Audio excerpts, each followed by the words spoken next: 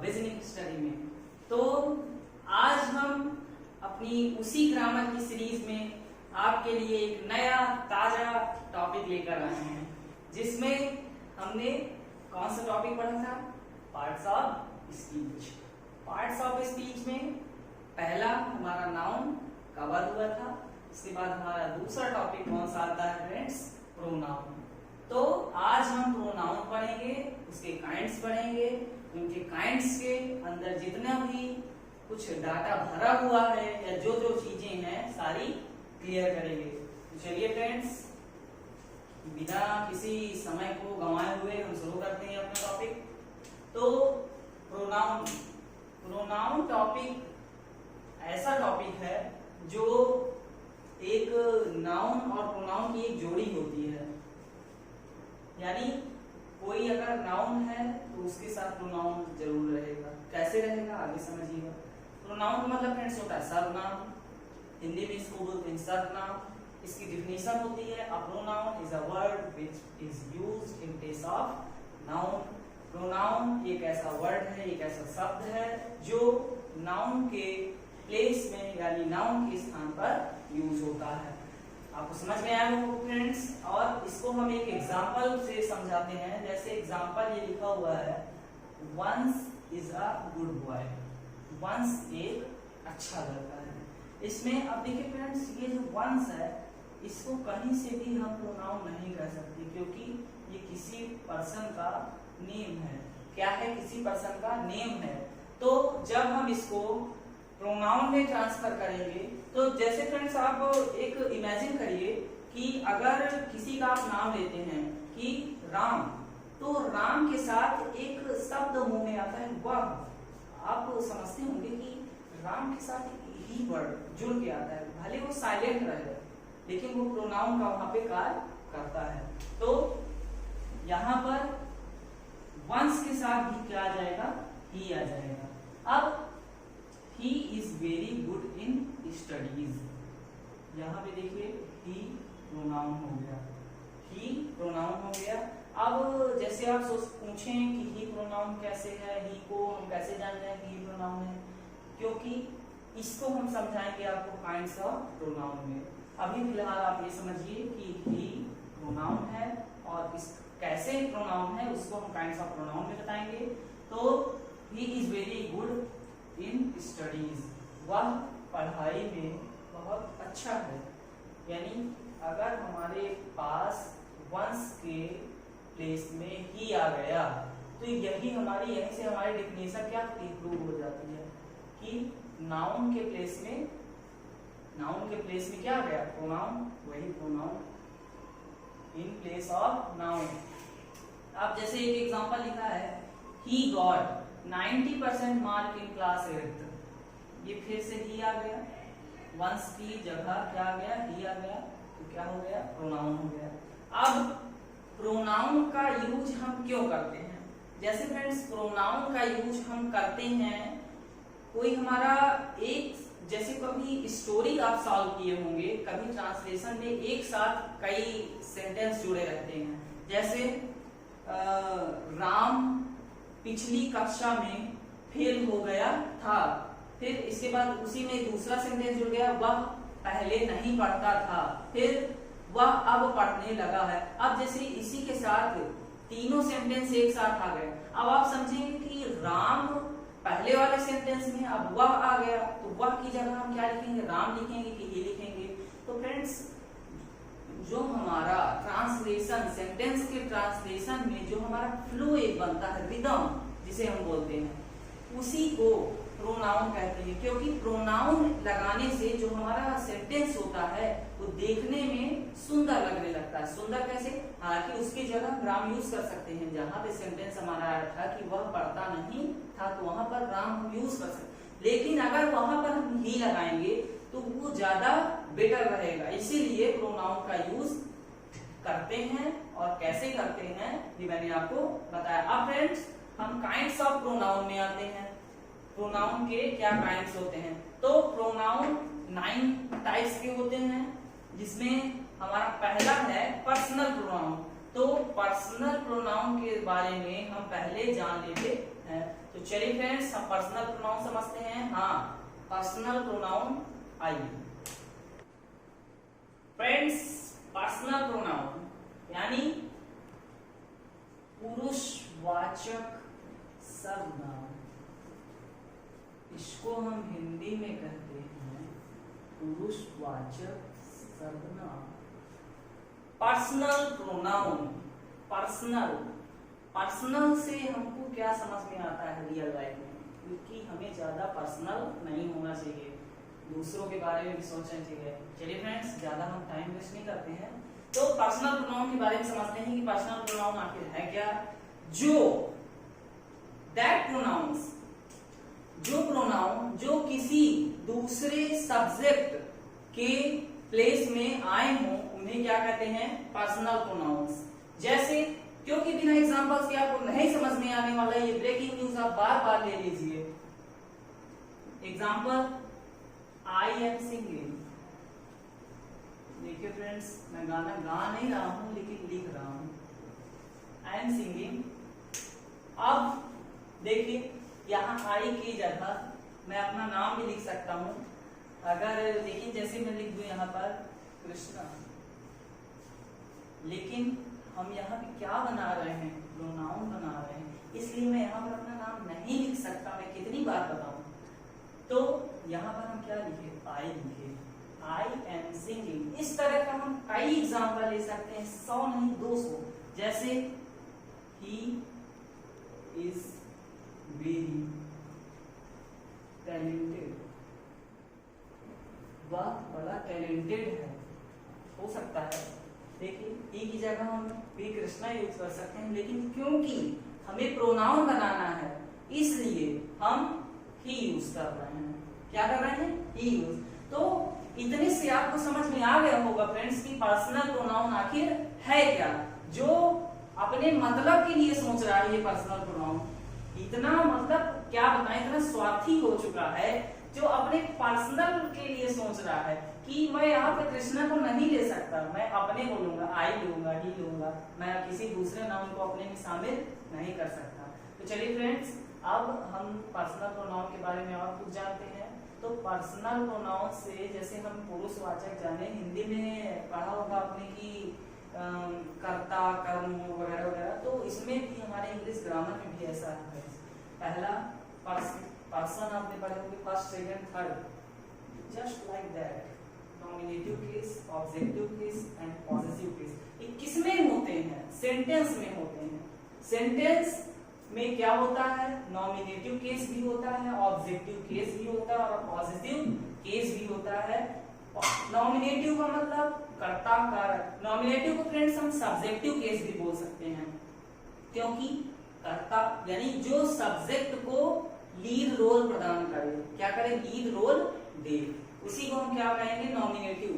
कर्ता कारक, दूसरा ऑब्जेक्टिव यानी कर्म कारक, तीसरा पॉजिटिव यानी संबंध कारक। इसके बारे में समझते हैं। नॉमिनेटिव केस यानी सब्जेक्टिव में फर्स्ट पर्सन यानी सेकंड पर्सन और थर्ड पर्सन क्या क्या होते हैं इसके बाद। तो नॉमिनेटिव केस में फर्स्ट पर्सन हमारे होते हैं आई और वी। और फ्रेंड्स, आप ये तो समझते होंगे, सिंगुलर प्लूरल में थोड़ा बहुत अंतर आपको जानना जरूरी है, क्योंकि अगर ये नहीं जानेंगे तो आप कैसे बैलेंसिंग कर पाएंगे मित्रों। तो आई हमारा यहाँ पे क्या हो गया, सिंगुलर, क्योंकि आई एक पर्सनल के लिए, फिर आ गया पर्सनल, इतना स्वार्थी है। बी, देखिए बी यहाँ पे दूसरों के बारे में सोच रहा है, इसलिए प्लूरल है। क्या है, प्लूरल है। आई सिंगुलर है, बी क्या है, प्लूरल। तो ये हमारे फर्स्ट पर्सन हो गए, किसके, नॉमिनेटिव केस के। सेकंड पर्सन क्या है, यू।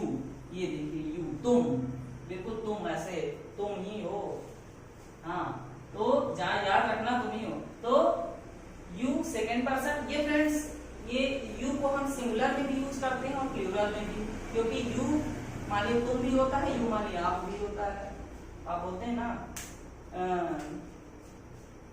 यू। अब मैं क्या बताऊं, चलिए आते हैं थर्ड पर्सन में। तो थर्ड पर्सन हमारे होते हैं ही, सी, इट, दे।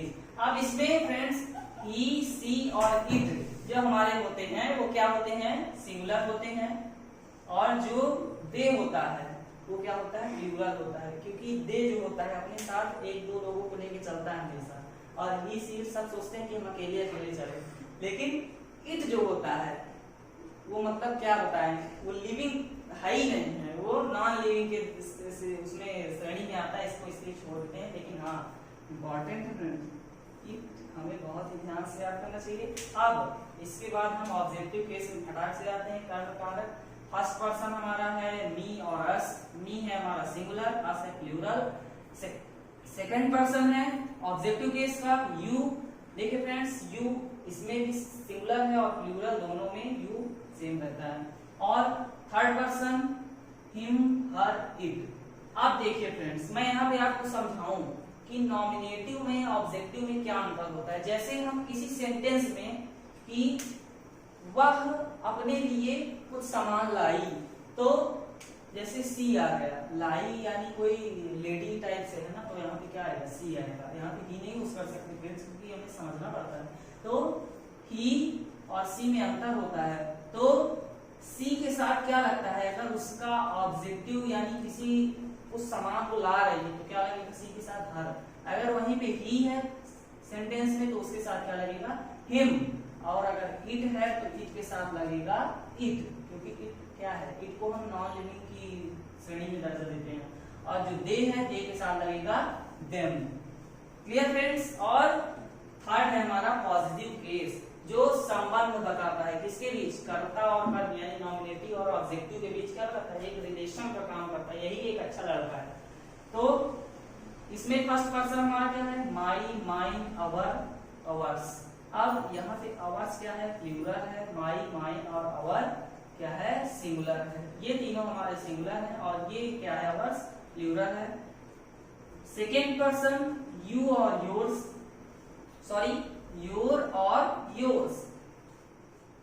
यू के साथ अगर कोई रिलेटिव होता है, जैसे तुम अपने साथ क्या लाए थे, तुम अपने साथ क्या लाए थे, तो वो यू के साथ क्या यूज होगा, योर्स। क्या यूज होगा, योर। तो यू के साथ अगर पॉजिटिव केस है तो क्या आता है, योर और योर्स। तो फ्रेंड्स योर और योर्स इसको सिंगुलर में भी यूज करते हैं और प्लूरल में भी यूज करते हैं। तो फ्रेंड्स ये जानिए कि सेकेंड पर्सन का जितना भी मटेरियल है, यू, योर, योर्स, ये अगर तीनों केस में से किसी भी केस में है तो हमेशा वो दोनों चाहे सिंगुलर में हो चाहे प्लूरल में, इससे हमको कोई मतलब नहीं रहता, क्योंकि दोनों ही फॉर्म में रहते हैं। अब आते हैं थर्ड पर्सन में। Third person his, her, hers, its, their, theirs. अब समझते हैं, ही के साथ आ गया फ्रेंड्स हिज, सी के साथ आ गया हर, इट के साथ आ गया वो, हर के एक सेकेंड, हर के साथ एक हर्ष भी जुड़ेगा, हर्ष उसी का मौका। हर्ष क्यों जुड़ेगा, क्योंकि अगर जैसे एक सिंगुलर एक प्लूरल फॉर्म अभी होती है, आपको डिफरेंस बताया मैंने, तो इसीलिए हर क्या हो गया, एक सिंगुलर फॉर्म में हो गया, हर्ष क्या हो गया, प्लूरल फॉर्म में। और इट के साथ क्या लगेगा, अब यहाँ पर इट्स लगेगा, क्योंकि यहाँ पर इट के साथ हम क्या ये बता रहा है, संबंध बता रहा है। क्या बता रहा है, संबंध बता रहा है, इसलिए यहाँ पर इट्स लगेगा। और दे के साथ देयर लगेगा, देयर सिंगुलर है और देयर्स प्लूरल फॉर्म में। तो आपको फ्रेंड्स नॉमिनेटिव, ऑब्जेक्टिव और पॉजिटिव केस में समझ में आया होगा, first person, second person, third person. और अभी तक मुझे उम्मीद है आपने कॉपी पेन नहीं निकाला होगा, क्योंकि आप बड़े आलसी लोग हैं। इसलिए कॉपी पेन हमेशा साथ में रखिए, क्योंकि अगर कोई भी इंपॉर्टेंट चीज आपको मिलती है तो आप उसे फटाक से नोट करिए, लेकिन आप ऐसा नहीं करेंगे क्योंकि मैं जानता हूँ। इसलिए चलिए आप वीडियो देखिए। अब हम तीनों के फटाफट एग्जांपल्स बताते हैं, तो चलिए एग्जांपल शुरू करते हैं।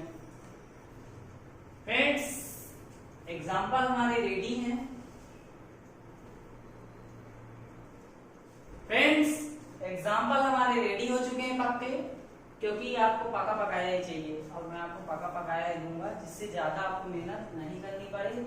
और हाँ, लेकिन मैंने आपको बोला तो था, लेकिन जो पिछली सीरीज मैंने अभी बताई थी नॉमिनेटिव, ऑब्जेक्टिव और पॉजिटिव की, अगर आपने उसे नहीं नोट किया तो आप पर्सनल प्रोनाउन को नहीं समझ पाएंगे और तीनों पर्सन को नहीं समझ पाएंगे।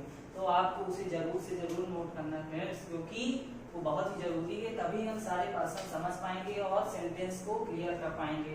तो जैसा मैंने बताया, फर्स्ट पर्सन का एग्जांपल हम यहाँ पे लेके चले आए हैं बहुत ही जल्दी। आई शैल गो, यानी मैं जाऊंगा, आई शैल गो। देखिए आई आ गया, ये हमारा क्या हो गया फर्स्ट पर्सन। इसी की जगह आ जाता वी शैल गो, हम वहां जाएंगे, हम जाएंगे सॉरी, तो आई वी, ऐसे आई वी। इसके अलावा जैसे मैंने आपको बताया था फर्स्ट सेकंड और थर्ड में कौन कौन से आते हैं, तो सब जैसे we should do our work, we should do our work, we हमको अपना काम, we shall do our work, sorry हमको अपना काम करना पड़ेगा।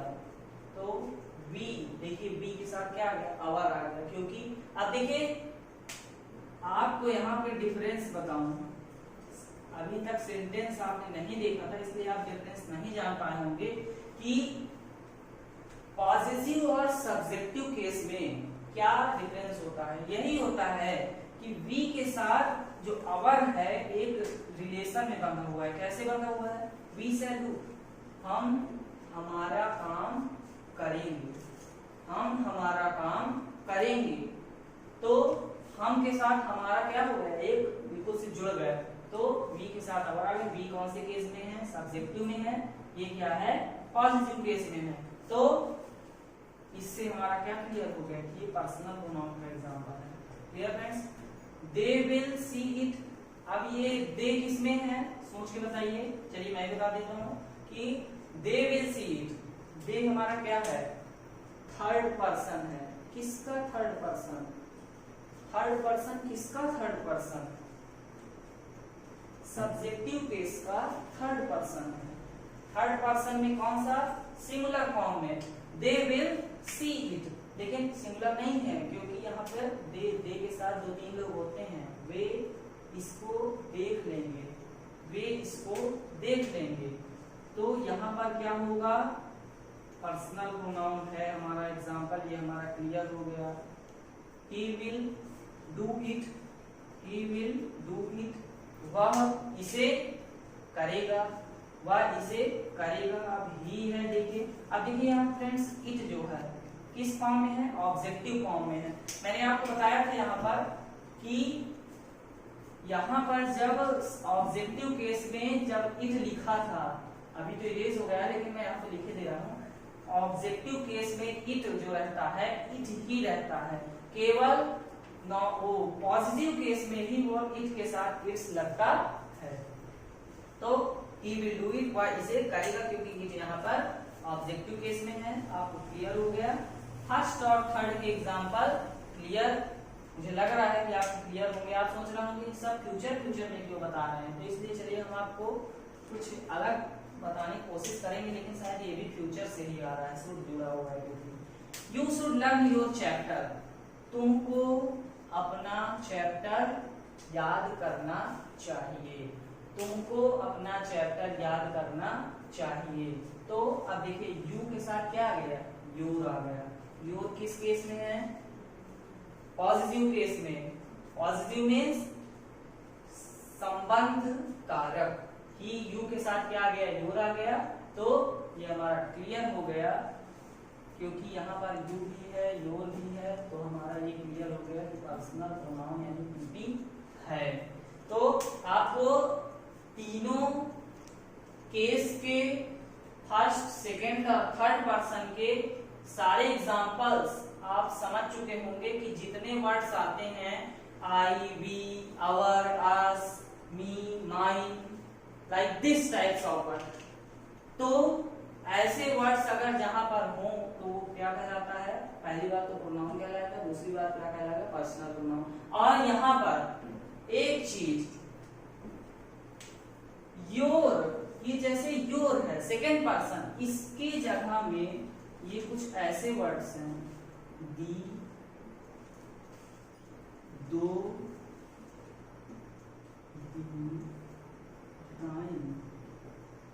इसको हम ऐसे लिखते हैं, सॉरी ये मतलब एक लाइन में नहीं लिखा, दाई, दो, दी, दाइन।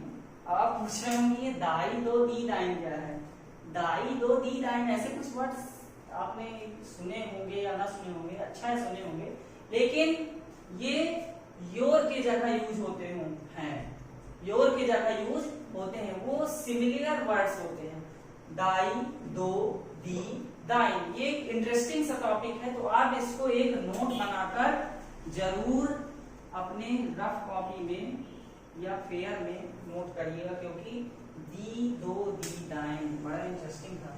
अब इसके बाद हम अपने पर्सनल प्रोनाउन में कुछ एक थोड़ा बहुत नोट्स जानते हैं, इंपॉर्टेंट नोट्स कि क्या इंपॉर्टेंट है। चलिए हमारे यहाँ पर नोट फर्स्ट और नोट सेकंड लिखा हुआ है, इसको पढ़ते हुए इसको एग्जाम्पल के साथ क्लियर करेंगे, क्योंकि बिना एग्जाम्पल के आपको समझ में कम आएगा, क्योंकि बिना प्रैक्टिकली किसी वर्ड को पढ़ना अच्छा नहीं होता है सेहत के लिए। चलिए फर्स्ट नोट यहाँ पर लिखा है, mine, ours, your, hers, theirs, use after verb, यानी mine, ours, your, hers, theirs, use after verb, यानी ये जितने वर्ड्स दिए हुए हैं ये कब यूज होते हैं सेंटेंस में, किसके बाद, आफ्टर वर्ब। कैसे यूज होते हैं इसका एक एग्जांपल हम देते हैं, जैसे दिस बुक इज माइन। ये देखिए वर्ब के बाद, वर्ब क्या है यहाँ पर, वर्ब हेल्पिंग वर्ब मान लेते हैं, क्योंकि यहाँ पर वर्ब दी नहीं हुई है इसलिए हेल्पिंग वर्ब के बाद यूज हुआ है। एक एग्जांपल और देते हैं, इससे हमें ज्यादा समझ में आएगा। दिस स्कूल इज आवर्स, यह स्कूल हमारा है, फुल स्टॉप। वर्ब के बाद ही ये माई, माइन तो मैंने, माइन और आवर्स मैंने आपको बताया, इसके बाद योर, हर्स और देयर्स, ये सारे वर्ड्स कहाँ यूज होते हैं, वर्ब या हेल्पिंग वर्ब के बाद। ये भी एक इंपॉर्टेंट टॉपिक मतलब नोट है, इसको भी आप नोट करिएगा, क्योंकि ये सारे वर्ड्स कभी कभी आप पेपर में या अपने एक्सरसाइज सॉल्व करते समय गलती कर देते हैं, इसलिए ये गलती दोबारा ना हो, इसलिए आप ये जरूर ध्यान दीजिएगा। और चलिए अब हम अपने सेकंड नोट्स में आते हैं, तो इसको पहले रफ कर लेते हैं। सेकंड नोट हम पढ़ते हैं क्या है कि when all three persons used in any sentence, then we have to needed that in sentence firstly use second, then third and then first person। इसका मतलब ये हुआ फ्रेंड्स कि जब किसी सेंटेंस में एक साथ तीनों पर्सन आ जाएं, तो हमको ये चाहिए, यानी हमको ये जरूरी है कि जो हमारा सेंटेंस है उसमें पहले क्या है, सेकेंड पर्सन, फिर उसके बाद थर्ड पर्सन, और तब फिर कौन सा पर्सन आना चाहिए, फर्स्ट पर्सन, यानी सेकेंड पर्सन, फिर आना चाहिए third person, then first person, STR, special task force. ये बहुत इंपॉर्टेंट है। अब एग्जांपल समझते हैं, जैसे एग्जांपल दिया हुआ है कि पहले तो मैं ऐसा एक इनकरेक्ट सा सेंटेंस लिखता हूं, जैसे आई बी, सॉरी बी तो फर्स्ट हो गया, I they and you will go to Agra। I, they and you will go to Agra। मैं, वे और तुम कहाँ जाएंगे, आगरा जाएंगे। इतना जल्दी तैयारी बन गई थी, लेकिन ये नहीं जानते कि हम जो बोल रहे हैं वो बिल्कुल रूल के खिलाफ बोल रहे हैं, इसीलिए कहता हूँ कि रूल हमेशा पढ़ के सेंटेंस बनाना चाहिए। लेकिन मैंने आपको बताया था कि ये इनकरेक्ट है। अब हम इसमें क्या करेंगे, जल्दी से स्पेशल टास्क फोर्स को बुलाते हैं। किसको बुलाते हैं, स्पेशल टास्क फोर्स। तो हमारे स्पेशल टास्क फोर्स क्या कहता है कि पहले सेकेंड पर्सन आना चाहिए, फिर third person, then first person. तो यहाँ पे सेकंड पर्सन क्या आ रहा है, यू। अब यहाँ पे यू पहले आ गया, इसलिए वाई क्या करेंगे, कैपिटल कर देंगे। इतनी छोटी सी बात तो आप समझ गए होंगे। थर्ड पर्सन क्या है, दे। देन फर्स्ट पर्सन, फर्स्ट क्या है, आई। एंड आई सिंगल है, आई हमेशा सिंगल जब भी रहता है कैपिटल बनाते हैं। फिर बाकी का हम पूरा ऑब्जेक्ट उसी तरह छाप देंगे, क्योंकि आगे ज्यादा दिक्कत करने की जरूरत नहीं है। तो ये हमारा स्पेशल टास्क फोर्स आई और इस सब्जेक्ट को इनकरेक्ट से क्या कर दिया, करेक्ट कर दिया। और यहीं से हमारा पर्सनल प्रोनाउन का चैप्टर क्या होता है, समाप्त होता है। और बिल्कुल आपसे एक क्या बता रहा हूं, एक निवेदन है कि आप इसको बिल्कुल से गहराई से समझिए, क्योंकि इसीलिए मैंने आपको शुरू में ही बोला था कि इस इंग्लिश लैंग्वेज की सीरीज में आपको हम एक एक टॉपिक, एक एक नोट और एक एक रूल के साथ रूबरू कराएंगे। और यहीं से हमारा ये कारवां जब हमारा शुरू हुआ था तभी हमारा खत्म होगा। तो चलिए, पर्सनल प्रोनाउन हमारा यहाँ पे खत्म होता है। अब इसके बाद हम प्रोनाउन का सेकेंड पार्ट कौन था आप गेस करिए, लेकिन सेकेंड पार्ट्स में आते हैं। तो चलिए सेकेंड पार्ट्स में आते हैं। तो फ्रेंड्स, पेश है आप सबके सामने डिमॉन्स्ट्रेटिव प्रोनाउन। इसका मतलब होता है हिंदी में, कितनी हिंदी पढ़ते हो आप लोग, संकेतवाचक सर्वनाम।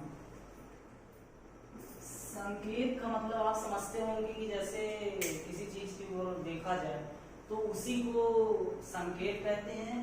डेमोन्स्ट्रेटिव प्रोनाउन यानी किसी की ओर संकेत करने वाले जो वर्ड्स होते हैं, जो सेंटेंस किसी की ओर हमें इशारा करके बताते हैं, तो ऐसे सेंटेंसेस में जो यूज होते हैं तो क्या कहलाते हैं, डेमोन्स्ट्रेटिव प्रोनाउंस। उसको हम क्या कहते हैं, डेमोन्स्ट्रेटिव प्रोनाउंस। एग्जाम्पल, इसका एग्जाम्पल हो जाएगा friends, this is my book, this is my book. जैसे यह मेरी बुक है, यह मेरी बुक है, यानी यह मेरी तरफ क्या कर रहा है, इशारा कर रहा है, एक संकेत कर रहा है। इसलिए इस सेंटेंस में क्या हो गया, डेमोन्स्ट्रेटिव प्रोनाउन। अब एक एग्जांपल और देते हैं, these are very crazy persons, These are very crazy persons. वे थोड़े क्रेजी लोग हैं। क्रेजी मतलब अब देखिए, जैसे क्रेजी पर्सन्स की तरफ एक क्या किया जा रहा है, इशारा किया जा रहा है। तो यहाँ पर क्या हो गया, डेमोन्स्ट्रेटिव प्रोनाउन। अब इसके बाद एक गर्मा गर्म नोट्स आ रही है आपके पास, तो देखिए आप नोट, जैसे यहाँ पर नोट हम लेते हैं एक कि this, that, these, those, ऐसे वर्ड्स डेमोन्स्ट्रेटिव प्रोनाउन के मेन होते हैं। यानी इस प्रोनाउन को समझते हैं जब, तो ये चारों वर्ड हमें जरूर मिलते हैं। ये इसका पीछा कभी नहीं छोड़ते। इसके अलावा आपको बड़ी मुश्किल केस में डी सीट वगैरह मिलेंगे, लेकिन ये चारों वर्ड्स डेमोन्स्ट्रेटिव प्रोनाउंस में क्या होते हैं, लीड रोल निभाते हैं, मेन प्रोनाउन होते हैं।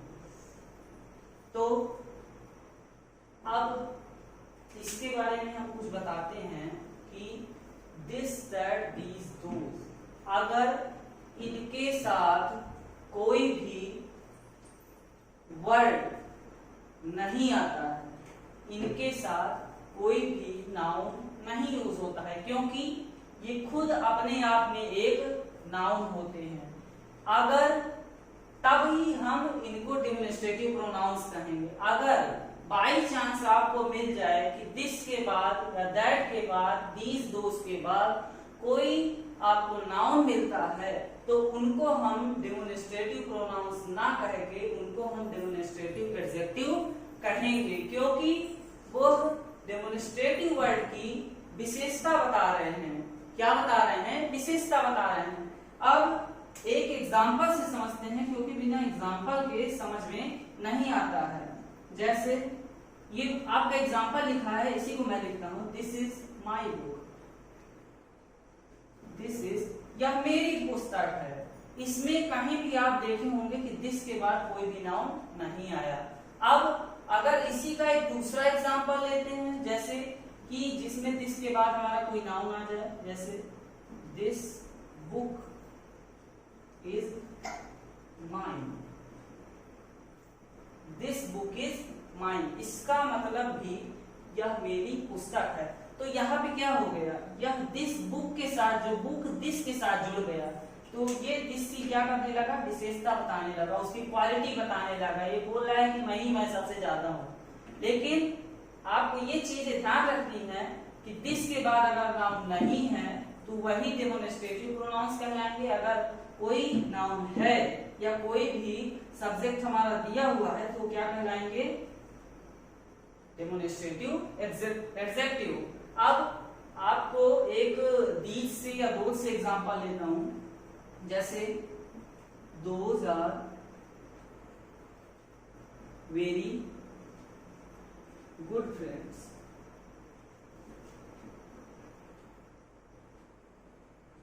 Those are very good friends, वे बहुत अच्छे दोस्त हैं, वे बहुत अच्छे दोस्त हैं।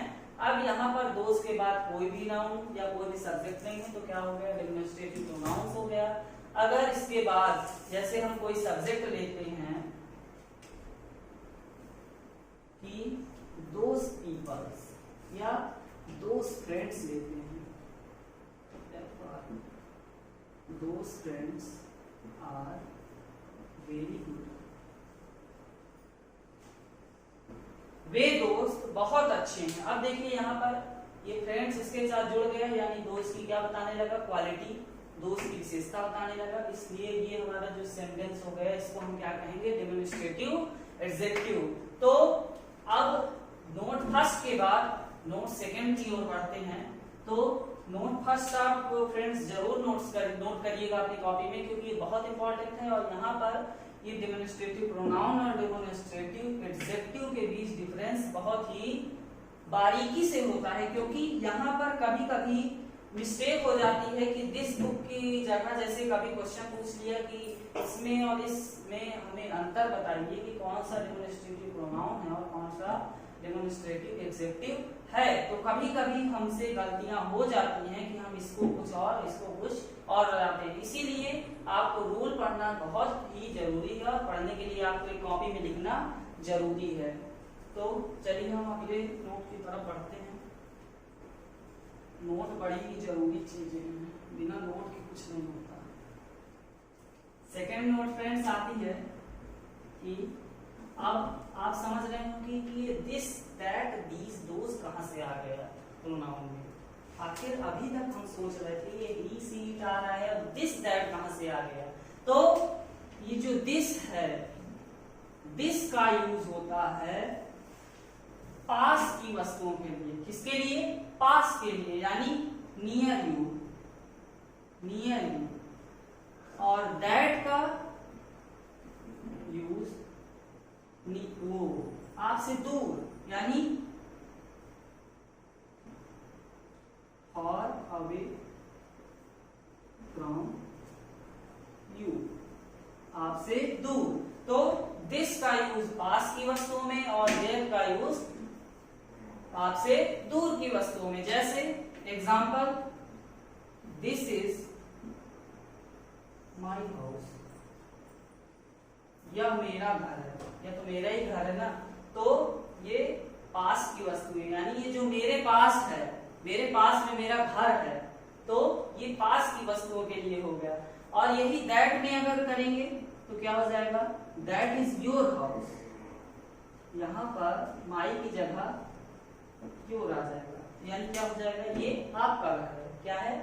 ये सॉरी वे वह आपका घर है, यह मेरा घर है, वह आपका घर है। तो दिस दैट के बीच आपको डिफरेंस पता चला फ्रेंड्स।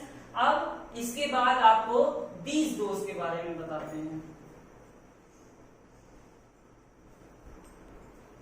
आप नोट जरूर करते जाइएगा।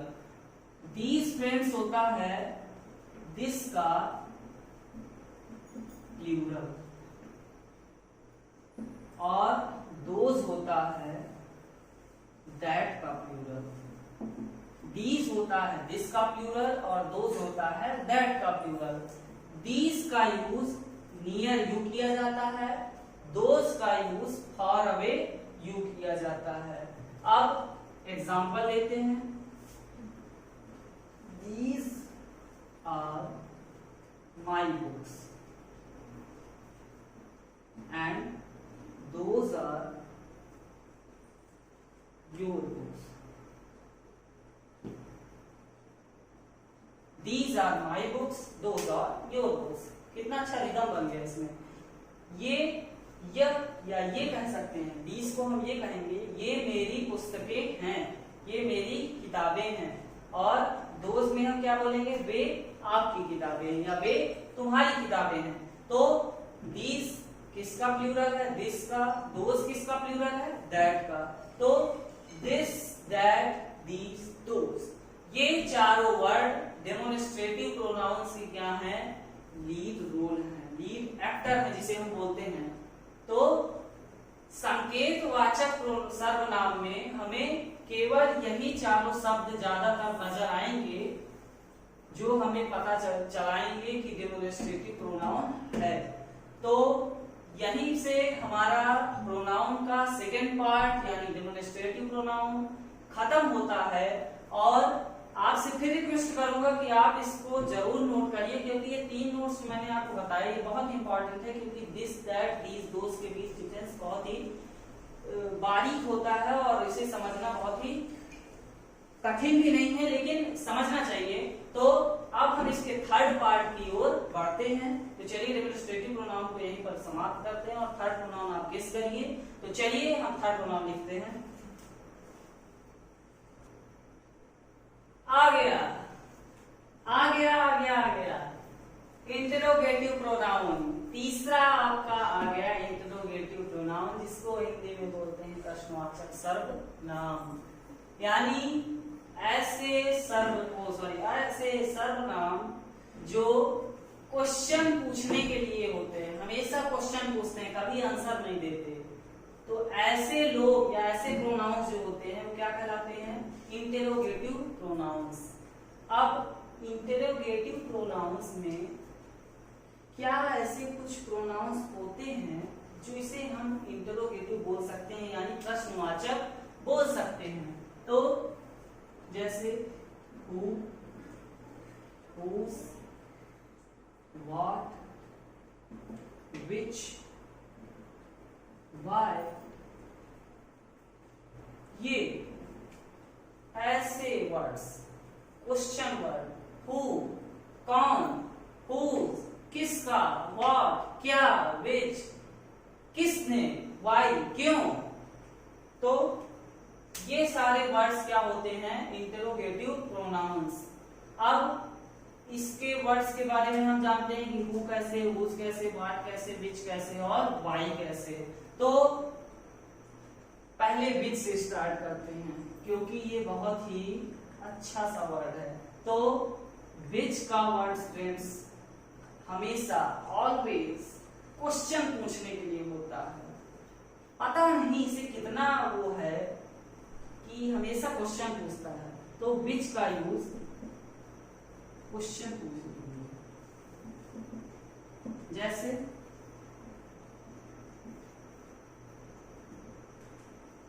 which is your girl, सरला और कविता। पूछ लिया इसमें question. Which is your girls, तुम्हारी कौन सी लड़की है, सरला की कविता। अब बताइए कौन है, लेकिन ये एक सेंटेंस है। Which is your girl, Sarla और कविता, तो आपको समझ में आ रहा है कि विच का यूज क्वेश्चन पूछने में ही ज्यादातर होता है। Which is your girl, Sarla और कविता। इसके अलावा एक लेते हैं और example, which are your books. Simple सा कि विच आर योर बुक्स, तुम्हारी कौन सी किताबें हैं, तुम्हारी कौन सी किताबें हैं। तो इस वाले से और इस वाले से आपको पता चला कि विच का यूज हमेशा क्वेश्चन के लिए ही होता है, हमेशा, और क्वेश्चन के लिए ही होता है। चलिए अब इसके अलावा इसको हम इरेज करते हैं और बाकी के वर्ड्स जो बचे हुए हैं, व्हाट, व्हाई, हु, हुज, इसके बारे में समझते हैं।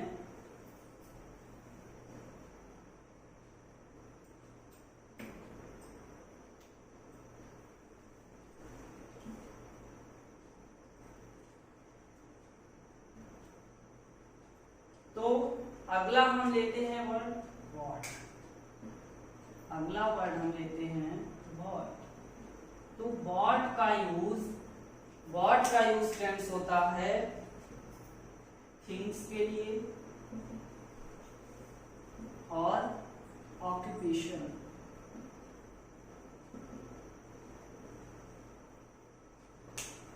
थिंग्स के लिए कैसे होता है, ऑक्यूपेशन के लिए। ऑक्यूपेशन के लिए आप खुद जान सकते हैं कि कैसे होता है, क्योंकि आप अगर जैसे आपके घर में छोटे बच्चे हैं तो कोई अगर बड़ा आ गया तो हमेशा यही परेशान करता है, हमेशा यही पूछता है what is your name, what is your father's name, what is your mother name, what is your schools name. तो मतलब एक पूरा व्यवसाय पूछ लेता है आपसे कि आप क्या करते हैं, आपके पापा का क्या नाम, आपकी मम्मी का क्या नाम, क्या लेना देना।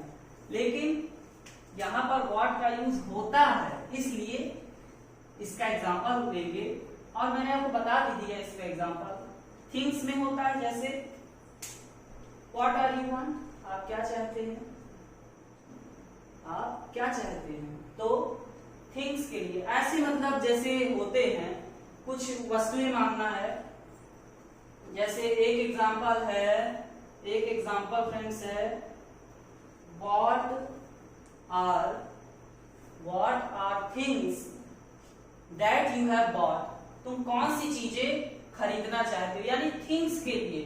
और ऑक्यूपेशन के लिए किसका यूज होता है, what का। एग्जांपल मैंने आपको बता दिया है लेकिन लिख भी दूं कि जैसे what is your name, और थिंग्स के लिए what do you want। अब आपको इन दोनों में ऑक्यूपेशन और थिंग्स के बीच डिफरेंस समझ में आया होगा। अब कुछ एग्जांपल आप अपने से भी समझ सकते हैं, क्योंकि अगर मैं सारे एग्जांपल बता दूंगा तो आप क्या समझेंगे। तो अब इसके बाद बाकी बचे वर्ड्स की ओर आते हैं। तो व्हाट हमारा समाप्त हो गया। अब इसके बाद हम आते हैं व्हाई, हु, हुज की तरफ। तो व्हाई, हु, हुज समझने के लिए पहले हमें इसको इरेज करना पड़ेगा।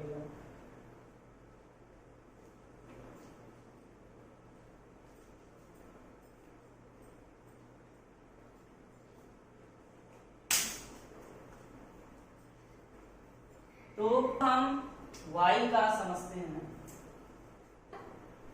लेकिन फ्रेंड्स व्हाट का जब हम यूज करते हैं तो उसके साथ एक और सिचुएशन जुड़ जाती है।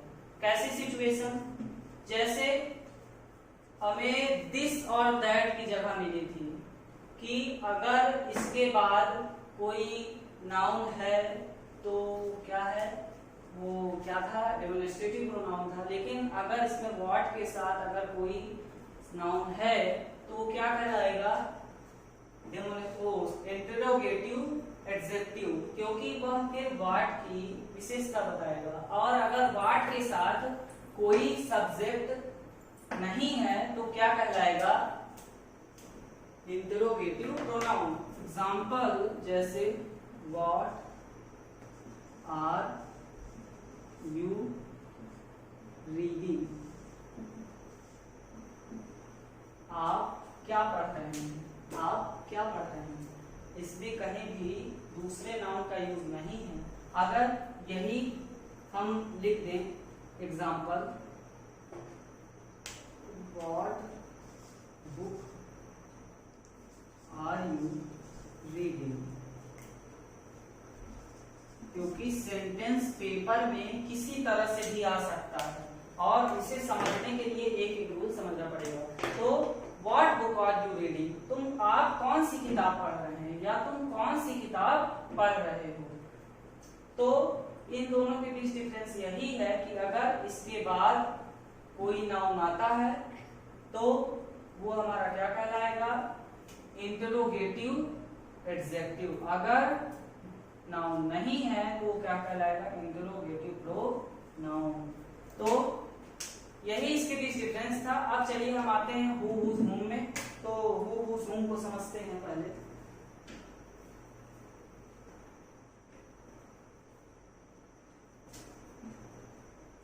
हु हुज हुम, इन तीनों को समझते हैं।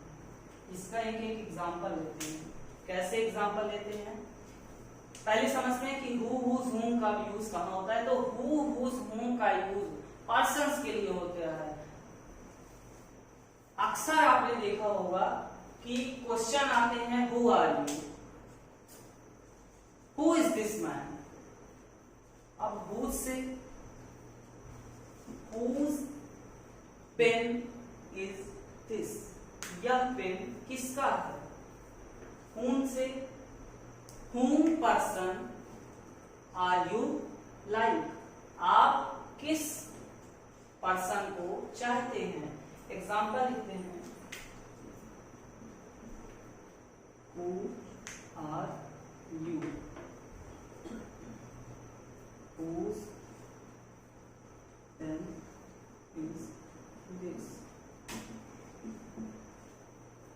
whom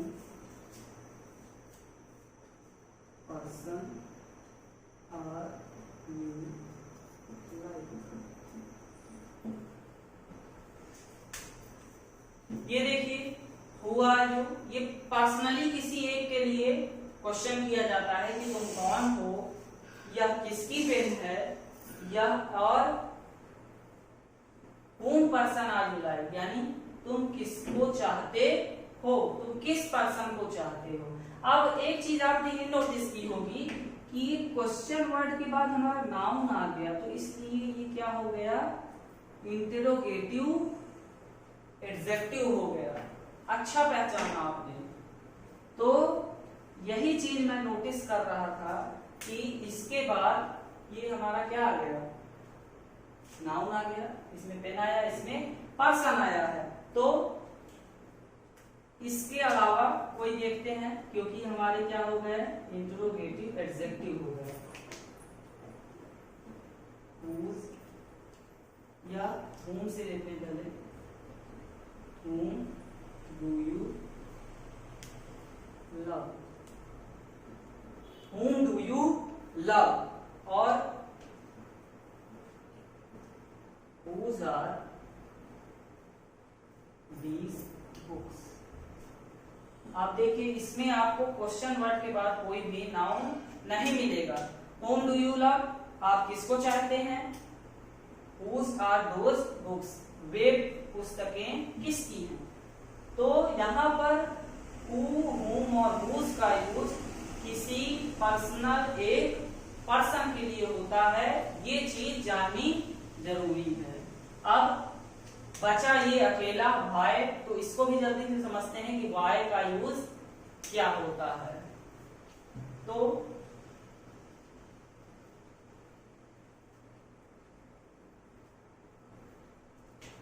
वाई का यूज फ्रेंड्स, वाई का यूज किसी के पर्सनल इंटेंशंस के लिए होता है। जैसे किसी की हमको इच्छा जाननी है, इच्छा जानने के लिए होता है। कैसे इच्छा जानते हैं, तो वाई आर यू स्माइलिंग, या why are you laughing at me, at me इसमें जोड़ दिया है, Why are you laughing at me? तुम मुझ पर क्यों हंस रहे हो? अगर यहां से मैं at me हटा दूं तब भी ये सेंटेंस हमारा गलत नहीं होगा। गलत तब होगा जब हम यहाँ पर क्वेश्चन मार्क नहीं लगाएंगे, क्योंकि अगर इंटरोगेटिव हमें कहीं भी दिख जाए तो क्वेश्चन मार्क लगाना जरूरी है, क्योंकि इसी के पीछे पीछे चलता है। अगर आपने इसका साथ छोड़ दिया तो आपको पछताना पड़ेगा। तो वाई का यूज आप समझ गए, इच्छा के लिए होता है, किसी की इंटेंशंस के लिए। तो एक एग्जांपल और लेते थे जल्दी से। Why are you eating? आप क्यों खा रहे हैं? अब ये भी कोई जानने की चीज है, आप क्यों खा रहे हैं? आपको भूख लगी इसलिए खा रहे हैं। तो यही चीजें कि वाई का यूज हमेशा किसी की इंटेंशंस जानने के लिए होता है। तो चलिए फ्रेंड्स, घंटी बज चुकी है। इंटरोगेटिव प्रोनाउंस के साथ आज हमारा प्रोनाउन का कारवा यहीं पे समाप्त होता है। अब इसके बाद हम सर्वनाम के अगले काइंड्स यानी आप गेस करिए, अगले वीडियो में हम आपके साथ शेयर करेंगे।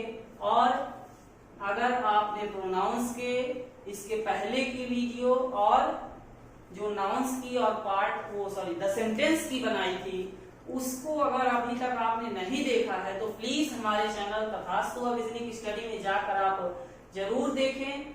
और अगर आपको देखने में कोई दिक्कत होगी तो हम आपको डिस्क्रिप्शन बॉक्स में, इस वीडियो के डिस्क्रिप्शन बॉक्स में आपको उनके सारे लिंक्स शेयर कर देंगे। तो फ्रेंड्स, तब तक के लिए आप इंतजार करिए और मैं आपसे इच्छा करूंगा कि आप इन सब से रिलेटेड कुछ एक्सरसाइज सॉल्व करें। तो चलिए फ्रेंड्स, तब तक के लिए गुड बाय, मिलते हैं अगले वीडियो में। जय हिंद।